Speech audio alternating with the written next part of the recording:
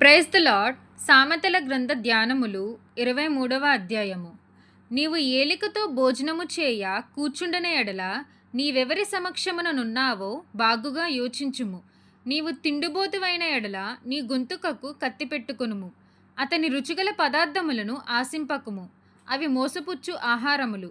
ఐశ్వర్యము పొంద ప్రయాసపడకుము, నీకు అట్టి అభిప్రాయము కలిగినను దాన్ని విడిచిపెట్టుము. నీవు దాని మీద దృష్టి నిలిపిన తోడనే అది లేకపోవును. నిశ్చయముగా అది రెక్కలు ధరించి ఎగిరిపోవును.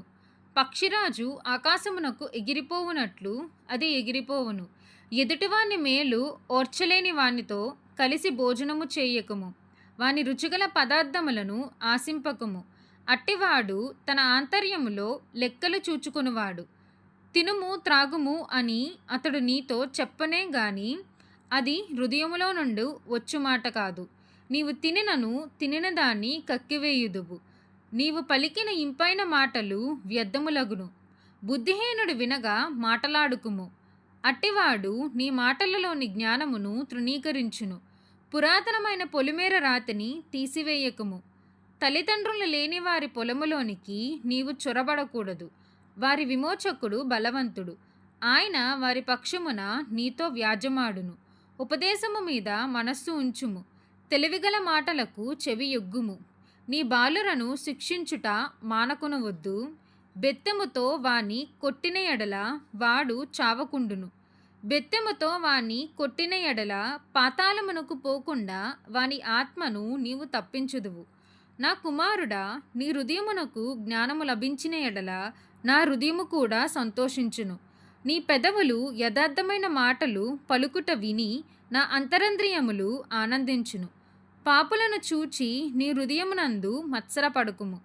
నిత్యము యెహోవా యందు భయభక్తులు కలిగి ఉండుము. నిశ్చయముగా ముందుగతి రానే వచ్చును, నీ ఆశ భంగము కానేరదు. నా కుమారుడా, నీవు విని జ్ఞానము తెచ్చుకొనుము. నీ హృదయమును యథార్థమైన త్రోవలయందు చక్కగా నడిపించుకొనుము. ద్రాక్షారసము త్రాగువారితోనైనను మాంసము హెచ్చుగా తినువారితోనైనను సహవాసము చేయకము. త్రాగుబోతులను తిండిబోతులను దరిద్రులగుదురు. నిద్రమొత్తు చింపిగుడ్డలు ధరించుటకు కారణమగును. నిన్ను కనిన నీ తండ్రి ఉపదేశము అంగీకరించుము. నీ తల్లి ముదిమియందు ఆమెను నిర్లక్ష్యము చేయకము. సత్యమును అమ్మివేయక దాన్ని కొని ఉంచుకొనుము. జ్ఞానమును ఉపదేశమును వివేకమును కొని ఉంచుకొనుము. నీతిమంతుని తండ్రికి అధిక సంతోషము కలుగును. జ్ఞానము గల వానిని కనినవాడు వాని వలన ఆనందము నొందును. నీ తల్లిదండ్రులను నీవు సంతోషపెట్టవలెను.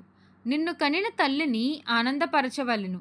నా కుమారుడా, నీ హృదయము నాకిమ్ము. నా మార్గములు నీ కన్నులకు ఇంపుగా నుండనిమ్ము. వేశ్య లోతైన గొయ్యి, పరస్త్రీ ఇరుకైన గుంట. దోచుకునివాడు పొంచియుండునట్లు అది పొంచియుండును.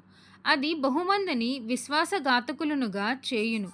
ఎవరికి శ్రమ, ఎవరికి దుఃఖము, ఎవరికి జగడములు, ఎవరికి చింత, ఎవరికి హేతువులేని గాయములు, ఎవరికి మందదృష్టి.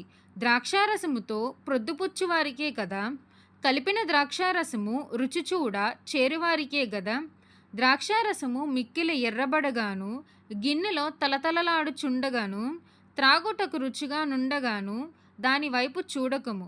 పిమ్మట అది సర్పము వలె కరుచును, కట్లపాము వలె కాటువేయును. విపరీతమైనవి నీ కన్నులకు కనబడును. నీవు వెర్రి మాటలు పలుకుదువు. నీవు నడి సముద్రమున పండుకొని వాని వలె ఉందువు. ఓడకొయ్యి చివరను పండుకొని వాని వలె నుందువు. నన్ను కొట్టినను నాకు నొప్పి కలుగదు, నా మీద దెబ్బలు పడినను నాకు తెలియలేదు. నేనెప్పుడు నిద్ర మేలుకొందును, మరలా దాన్ని వెదుకుదును అని నీవనుకొందువు. ఈ మాటలు దేవుడు దీవించునుగాక. ఆమెన్.